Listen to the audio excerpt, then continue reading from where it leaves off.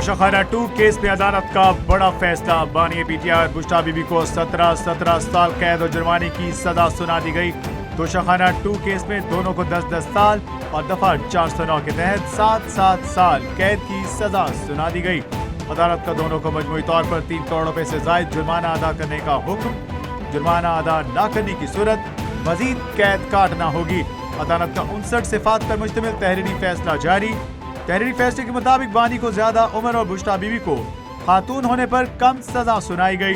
इस्तिगासा इल्जामात साबित करने में कामयाब रहा। मुजरिमान अदालत में अपना दिफा पेश करने में नाकाम रहे। मुजरिमान की जानिब से कोई वाज़ेह सबूत भी पेश न किया जा सका।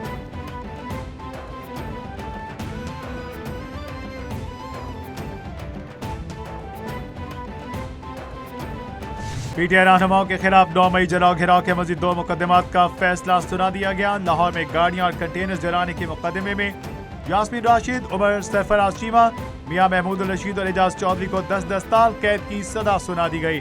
दोनों मुकदमात में शाह महमूद कुरैशी का चालान जमा नहीं करवाया गया। गाड़ियां जलाने के मुकदमे में मजमूई तौर पर 33, कंटेनर जलाने के मुकदमे में मजमूई तौर पर 37 मुल्जिमान को सजा सुनाई गई। थाना नसीराबाद के मुकदमे में मियां असलम इकबाल समेत 12 मुल्जिमान इश्तिहारी करार। कंटेनर जलाने के मुकदमे में भी 4 मुल्जिमान को इश्तिहारी करार दे दिया गया। एडीसी लाहौर के जज अरशद जावेद ने कोर्ट लखपत जेल में फैसला सुनाया।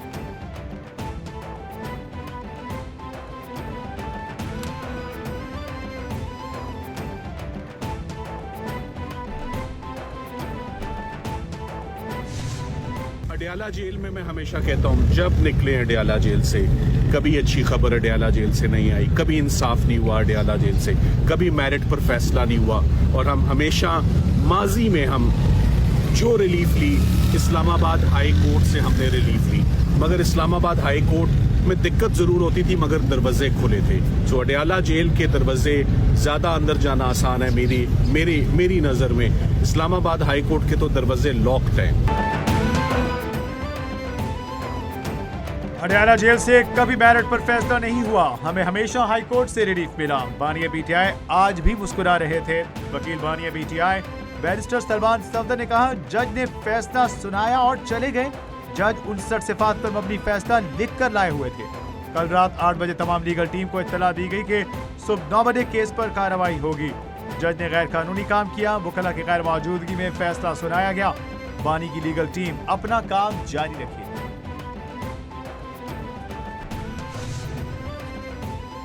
बानी पीटीआई हर वक्त दूसरों को चोर डाकू कहते रहे और अब खुद चोर निकल आए। एक चोर दूसरों को चोरी पर लेक्चर देता रहा। मुशीर वज़ीर-ए-आज़म सेनेटर राना सनाउल्लाह का तोशाखाना 2 केस के फैसले का खैर मकदम। कहा, बानी पीटीआई और इसकी टीम ने मुल्क को दोनों हाथों से लूटा। तोशाखाना 2 केस का फैसला पीटीआई की करप्शन का मुंह बोलता सबूत है। बानी पीटीआई और बुश्ता बीबी को सजा मिलना आईन और कानून के मुताबिक है। बानी पीटीआई ने तोहफे में मिली घड़ी दूसरे मुल्कों को बेच डाली। सजा पहले होनी चाहिए थी।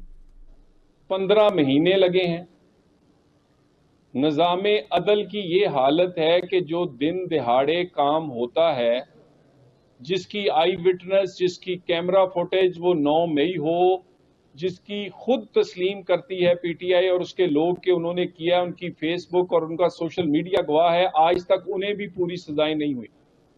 ये भी मामला इसी तरह का था जिसमें तोशाखाना में जमा करवाने की बजाय वो हार अपने पास रखा गया और उसकी कीमत करोड़ों में है और उसको चंद रुपयों में अपने पास रखा गया। उसकी सजा आज हुई है जो पहले होनी चाहिए थी और सजा जो है उसमें कमी की गई है उनकी उम्र की वजह से।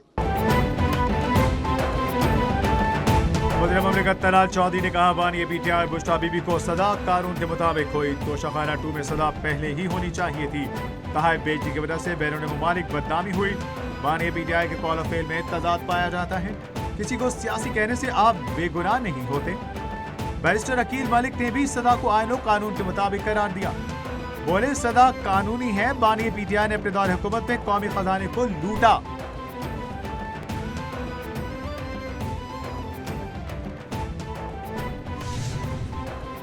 चेयरमैन पीटीआई बैरिस्टर गौहर कहते हैं अदलिया से 26वीं तरमीम से पहले भी खुश नहीं थे, अब भी नहीं है। जस्टिस जहांगीरी की डिग्री जारी करार दे दी गई, अब तो वो वकालत से भी गए। वज़ीर-ए-आला सुहेल आफरीदी की भी तोशाखाना 2 केस में अदालती फैसले पर तनकीद। कहा बानी पीटीआई से मुतालिक फैसला नाइंसाफी पर मबनी है, अदालतें सिर्फ फैसले कर रही हैं, इंसाफ नहीं दे रही। महमूदा चकजई ने कहा कि आए एक दूसरे को माफ करें, जमहूरियत की बात करें। सजाएं तो आप दे ही रहे हैं, मुलाकात तो फैमिली और कायदीन का हक है, वो तो दें। तहरीक तहफ़्फ़ुज़ आने पाकिस्तान की 2 रोज़ा कौमी कॉन्फ्रेंस का आगाज। दावत के बावजूद JUI और जमात इस्लामी कॉन्फ्रेंस में शिरकत के लिए महदूद वसाइल हैं और हमारे मसाइल ज्यादा हैं, लेकिन बदकिस्मती से हमारे जो वसाइल हैं जिस पर वफाक काबिज हैं, वफाक पर सूबे खैबर पख्तूनख्वा का 2200 अरब रुपए से ज्यादा बिजली की मद में वाजिबुल अदा रकम है जो वफाक ने हमें अदा करना है। ये 4500 अरब रुपए से ज्यादा बकाया है वफाक हमारा। वज़ीर-ए-आला सुहेल आफरीदी का एक बार फिर वफाक से वसाइल न देने का शिकवा। कहा हमारे वसाइल पर वफाक काबिज है, महदूद वसाइल में लामहदूद वसाइल हल कर रहे हैं। उन्होंने कहा कि हमारे पास लामहदूद उसमें मसाइल हैं और महदूद वसाइल में इन लामहदूद मसाइल का हल निकाला जा रहा है। मजमूई तौर पर खैबर पख्तूनख्वा के 4500 अरब रुपए वफाक के ज़िम्मे वाजिबुल अदा हैं। अगर हमें अपने बकाया जात मिल जाए तो हम अपने लोगों पर सरमायाकारी मजीद बढ़ा सकते हैं। वज़ीर-ए-आला सुहेल आफरीदी का जिला खैबर में गर्ल्स कैडेट कॉलेज के क़याम का ऐलान, फंड्स की भी मंजूरी दे दी। वज़ारत खजाना ने खैबर पख्तूनख्वा हुकूमत का फंड्स न देने का दावा मुस्तरद कर दिया। वज़ारत खजाना की जानिब से KP को अदायगियों के आदाद शुमार जारी। वज़ारत खजाना के मुताबिक वफाक की जानिब से KP को 15 बरसों में अब तक 8404 अरब रुपए अदा किए जा चुके। खैबर पख्तूनख्वा हुकूमत को 5867 अरब रुपए का 100% शेयर अदा हो चुका। NFC के तहत सूबों को हर रकम हर 15 दिन बाद जारी की जाती है। KP की कोई रकम बकाया नहीं है।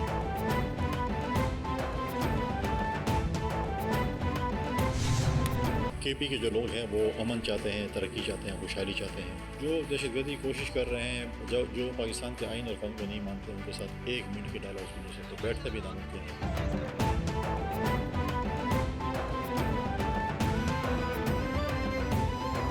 खैबर पख्तूनख्वा अफगानिस्तान की मर्जी से नहीं चल सकता, अफगानियों को जाना होगा। जो दहशतगर्द पाकिस्तान के आइन और कानून को नहीं मानते, इनके साथ बैठना तो क्या, उनसे बात भी नहीं की जा सकती। गवर्नर खैबर पख्तूनख्वा फैसल करीम कुंडी का कैपिटल TV से खसूसी गुफ्तगू में कहना था कि AP में आमने की सूरत हाल इंतहाई जरूरी है, जरूरत पड़ी तो गवर्नर राज भी लग सकता है। वज़ीर-ए-आला खैबर पख्तूनख्वा सुहेल आफरीदी अभी चीजें सीख रहे हैं।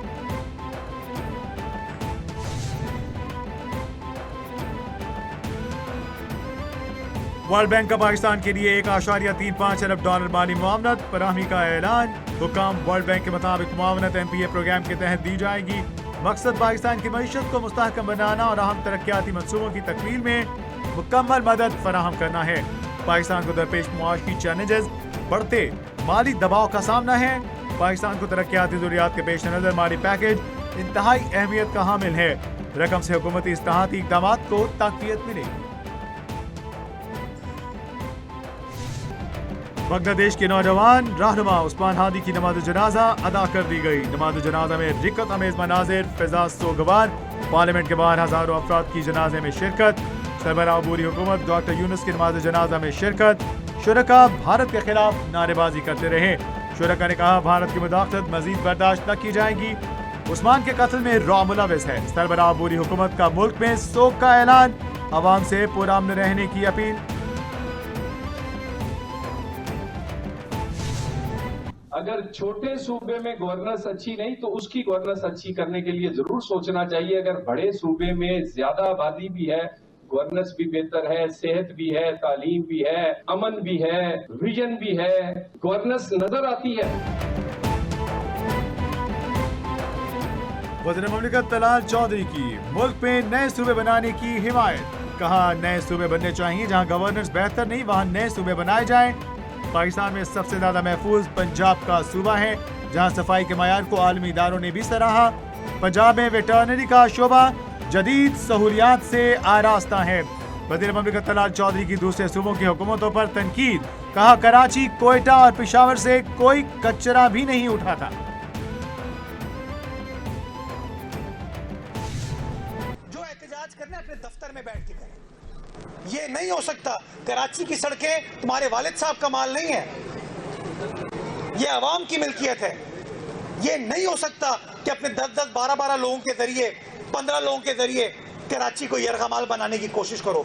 फिर जब हम कार्रवाई करेंगे ना तो फिर रोगे। मेयर कराची ने खबीसों घोट में तरक्याती मंसूबों का इफ्तिताह कर दिया। मुर्तज़ा वहाब ने मीडिया से गुफ्तगू में कहा, मुनाफिक सड़कें ब्लॉक करके किसकी खिदमत कर रहे हैं? सड़कें बंद करोगे तो तकलीफ कराची वालों को ही होगी। किसी को कराची शहर यरगमाल बनाने की इजाजत न देंगे। पीपल्स पार्टी का एक एक नुमाइंदा गली मोहल्लों में हालात बेहतर करेगा। इस पर पीपल्स पार्टी काम नहीं करती तो वो लोग जो कहते थे कि पीपल्स पार्टी काम नहीं करती, वो देख लें। रोड कटिंग कोई और करता, टैक्स कोई और लेता है।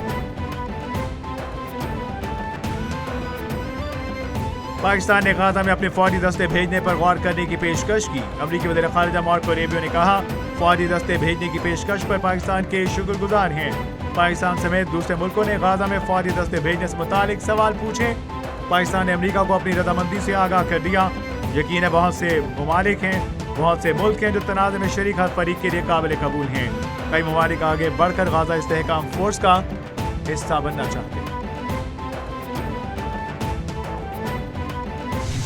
गाजा में सेहूनी दहशतगर्दी थम न सकी। इसराइल की जंगबंदी के खिलाफ खिलाफवर्जियां जारी। इसराइली फोर्सेज की ताज़ा कार्रवाई से मजीद 6 फलस्तीनी शहीद। अरब मीडिया के मुताबिक इसराइल ने गाजा के मशरिकी इलाके तफाह में एक स्कूल को निशाना बनाया।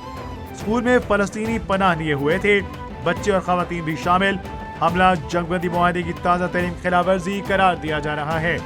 इसराइली फौज के मुख्तलिफ इलाकों में छापे, मुतादिद अफराद गिरफ्तार।